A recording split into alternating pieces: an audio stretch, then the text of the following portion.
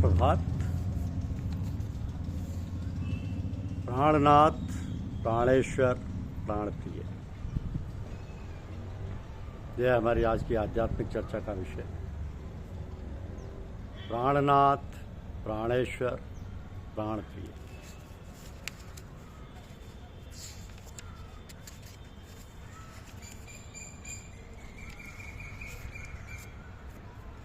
तेज, क्षमा, धैर्य, शरीर की शुद्धि, वैर भाव का ना रहना और मान को ना चाहना। अर्जुन, ये सभी दैवी संपदा को प्राप्त हुए मनुष्य के लक्षण हैं। तेज कैसे? महापुरुषों का संग मिलने पर उनके प्रभाव से प्रभावित होकर साधारण पुरुष भी दुर्गुण दुराचारों का त्याग करके सद्गुण सदाचारों में लग जाते हैं। महापुरुषों की उस शक्ति को यहाँ तेज कहा है। ऐसे तो क्रोधी आदमी को देखकर भी लोगों को उसके स्वभाव के विरुद्ध काम करने में भय लगता है, परंतु एक क्रोध रूप दोष का तेज है। साधक में दैवी संपत्ति के गुण प्रकट होने से उसको देखकर दूसरे लोगों के भीतर स्वाभाविक ही सौम्य भाव आते, अर्थात उस साधक के सामने दूसरे लोग दुराचार करने में लज्जित होते, हिचकते और अनायास ही सद्भाव पूर्वक सदाचार करने लग जाते। यही उन दैवी संपत्ति वालों का तेज है। क्षमा, बिना कारण अपराध करने वाले को दंड देने की सामर्थ्य रहते हुए भी उसके अपराध को क्षमा सह लेना और उसको माफ कर देना क्षमा है। तो क्षमा और अक्रोध में क्या अंतर है? क्षमा में जिसने अपराध किया उस पर विशेषता से दृष्टि रहती है कि उसको कभी किसी प्रकार का दंड ना हो, और अक्रोध में अपनी तरफ दृष्टि रहती है कि हमारे में क्रोध ना हो, जलन ना हो, किसी प्रकार की हलचल ना हो।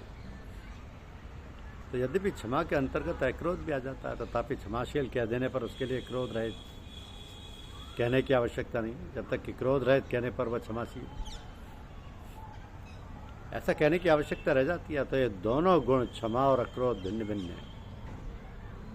ये क्षमा मोह, ममता, भय और स्वार्थ को लेकर भी की जाती है। जैसे पुत्र के अपराध कर देने पर पिता उसे क्षमा कर देता है, तो यह क्षमा मोह ममता को लेकर होने से शुद्ध नहीं है। इसी प्रकार किसी बलवान एवं क्रूर व्यक्ति के द्वारा हमारा अपराध किए जाने पर हम भयवश उसके सामने कुछ नहीं बोलते। तो क्षमा भय को लेकर है। हमारी धन संपत्ति की जांच पड़ताल करने के लिए इंस्पेक्टर आता है तो वह हमें धमकाता है, अनुचित भी बोलता है और उसका ठहरना हमें बुरा भी लगता है, तो भी स्वार्थ हानि के भय से हम उनके सामने कुछ नहीं बोलते। तो क्षमा स्वार्थ को लेकर है, पर ऐसी क्षमा वास्तविक क्षमा नहीं। वास्तविक क्षमा तो वही है जिसमें हमारा अनिष्ट करने वाले को यहाँ और परलोक में भी किसी प्रकार का दंड ना मिले, ऐसा भाव रहता है। क्षमा मांगना भी दो रीति से होता है। हमने किसी का अपकार किया तो उसका हमें दंड ना मिले, इस भय से भी क्षमा मांगी जाती है, परंतु इस क्षमा में स्वार्थ का भाव रहने से यह ऊंचे दर्जे की क्षमा नहीं। हमसे किसी का अपराध हुआ तो अब यहाँ से आगे उम्र भर ऐसा अपराध फिर कभी नहीं करूँगा, इस भाव से जो क्षमा मांगी जाती है वो अपने सुधार की दृष्टि को लेकर होती है, और ऐसी क्षमा मांगने से ही मनुष्य की उन्नति होती है। मनुष्य क्षमा को अपने में लाना चाहे तो कौन सा उपाय करे? यदि मनुष्य अपने लिए किसी से किसी प्रकार के सुख की आशा ना रखे और अपना अपकार करने वाले का बुरा ना चाहे तो उसमें क्षमा भाव प्रकट हो जाता है। धृति, किसी भी अनुकूल या प्रतिकूल परिस्थिति में विचलित ना होकर अपनी स्थिति में कायम रहने की शक्ति का नाम होती है। वृत्तियाँ सात्विक होती हैं तो धैर्य ठीक रहता है, और वृत्तियाँ राजसी तामसी होती हैं तो धैर्य वैसा नहीं रहता। जैसे बद्रीनारायण के रास्ते पर चलने वाले के लिए कभी गर्मी, चढ़ाई आदि प्रतिकूलताएँ आती हैं और कभी ठंडक, उतराई आदि अनुकूलताएँ आती हैं, पर चलने वाले को उन प्रतिकूलताओं और अनुकूलताओं को देखकर ठहरना नहीं है। फिर तो हमें तो बद्रीनारायण पहुंचना है।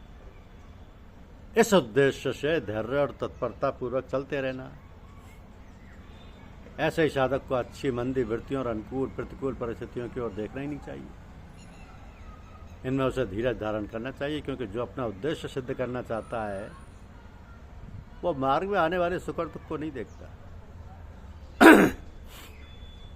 मनस्वी कार्यार्थी न गणयति दुखम न चा सुखम।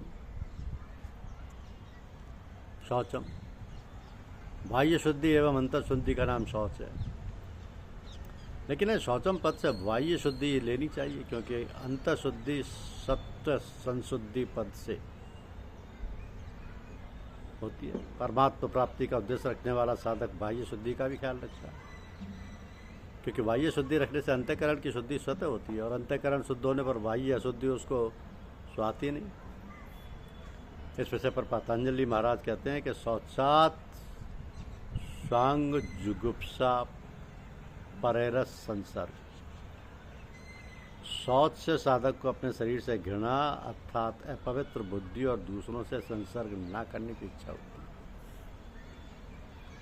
तात्पर्य यह है कि अपने शरीर को शुद्ध रखने से शरीर की अपवित्रता का ज्ञान होता है। शरीर की अपवित्रता का ज्ञान होने से संपूर्ण शरीर इसी तरीके हैं, इसका बोध होता है। इस बोध से दूसरे शरीरों के प्रति जो आकर्षण होता है उसका अभाव हो जाता है, अर्थात दूसरे शरीरों से सुख लेने की इच्छा मिट जाती है। तो बाह्य शुद्धि 4 प्रकार से होती है: शारीरिक, वाचिक, कौटुंबिक और आर्थिक। अब शारीरिक शुद्धि प्रमाद, आलस्य, आराम, तलबी, स्वाद, शौकीनी आदि से शरीर अशुद्ध हो जाता है, और उसके विपरीत कार्य तत्परता, पुरुषार्थ, उद्योग, सादगी आदि रखते हुए आवश्यक कार्य करने पर शरीर शुद्ध हो जाता है। ऐसे ही जल, मृतिका आदि से भी शारीरिक शुद्धि होती है। वाचक शुद्धि, झूठ बोलने, कड़वा बोलने तथा बकवाद करने, निंदा करने, चुगली करने आदि से वाणी अशुद्ध हो जाती है। इन दोषों से रहित होकर सत्य, प्रिय एवं हितकारक आवश्यक वचन बोलना और अनावश्यक बात न करना, यह वाणी की शुद्धि है। कौटुंबिक शुद्धि, अपने बाल बच्चों को अच्छी शिक्षा देना, उनका हित हो वही आचरण करना, कुटुंबियों का हम पर जो न्याययुक्त तत्कार है उसको अपनी शक्ति के अनुसार पूरा करना, कुटुंबियों में किसी का पक्षपात न करके सबका समान रूप से हित करना, ये कौटुंबिक शुद्धि है। आर्थिक शुद्धि, न्याययुक्त सत्यता पूर्वक दूसरों के हित को बर्ताव करते हुए जिस धन का उपार्जन किया गया है उसको यथाशक्ति आरक्षित, अभावग्रस्त, दरिद्र, रोगी, अकाल पीड़ित, भूखे आदि आवश्यकता वालों को देने से एवं गो, स्त्री, भक्तों की रक्षा में लगाने से द्रव्य की शुद्धि होती है। तो त्यागी, वैरागी, तपस्वी, संत, महापुरुषों की सेवा में लगाने से एवं सदग्रंथों को सरल भाषा में छपाकर कम मूल्य में देने से तथा उनका लोगों में प्रचार करने से धन की महान शुद्धि हो जाती है। परमात्म प्राप्ति का ही उद्देश्य हो जाने पर अपनी स्वयं की शुद्धि हो जाती है। स्वयं की शुद्धि होने पर शरीर, वाणी, कुटुंब, धन आदि सभी शुद्ध एवं पवित्र होने लगते हैं। शरीर आदि के शुद्ध हो जाने से वहाँ का स्थान, वायुमंडल आदि भी शुद्ध हो जाती है। बाह्य शुद्धि और पवित्रता का ख्याल रखने से शरीर की वास्तविकता अनुभव में आ जाती है, जिससे शरीर में अहंता, ममता छोड़ने में सहायता मिलती है। इस प्रकार यह साधन भी परमात्मा प्राप्ति में निमित्त बनता है। अद्रोह, बिना कारण अनिष्ट करने वाले के प्रति भी अंतःकरण में बदला लेने की भावना ना हो। अद्रोह, साधारण व्यक्ति का कोई अनिष्ट करता है तो उसके मन में अनिष्ट करने वाले के प्रति द्वेष की एक गांठ बन जाती है कि मौका पड़ने पर मैं उसका बदला ले ही लूँगा। किंतु जिसका उद्देश्य परमात्मा प्राप्ति का, उसका साधक का, उस साधक का कोई कितना ही अनिष्ट क्यों ना करे, उसके मन में अनिष्ट करने वाले के प्रति बदला लेने की भावना ही पैदा नहीं होती। कारण कि कर्म योग का साधक सबके हित के लिए कर्तव्य कर्म करता है। ज्ञान योग का साधक सबको अपना स्वरूप समझता है, और भक्ति योग का साधक सब में अपने इष्ट भगवान को समझता है, अतः वह किसी के प्रति कैसे द्रोह कर सकता है। निज प्रभु में देखई जगत, कैसन करई विरोध। नाति मान्यता, एक मान्यता होती है और एक अतिमानता होती है। सामान्य व्यक्तियों से मान चाहना मानता है, और जिनसे हमने शिक्षा प्राप्त की, जिनका आदर्श ग्रहण किया और ग्रहण करना चाहते हैं, उनसे भी अपना मान आदर सत्कार अतिमानता। इस मान्यता और अतिमानता का ना होना अतिमानता है। तो जो साधक भक्त भगवान के प्रेम में हो जाता है तब उसको भगवान प्राणों से भी प्यारे लगते हैं। प्राणों का मोह ना रहने से उसके प्राणों का आधार केवल भगवान हो जाता है। इसलिए वह भगवान को प्राणनाथ, प्राणेश्वर, प्राण प्रिय आदि संबोधनों से पुकारता है। भगवान का वियोग न सहने से उसके प्राण भी छूट सकते हैं। कारण कि मनुष्य जिस वस्तु को प्राणों से भी बढ़कर मान लेता, उसके लिए यदि प्राणों का त्याग करना पड़े तो वह सहर्ष प्राणों का त्याग कर देता है।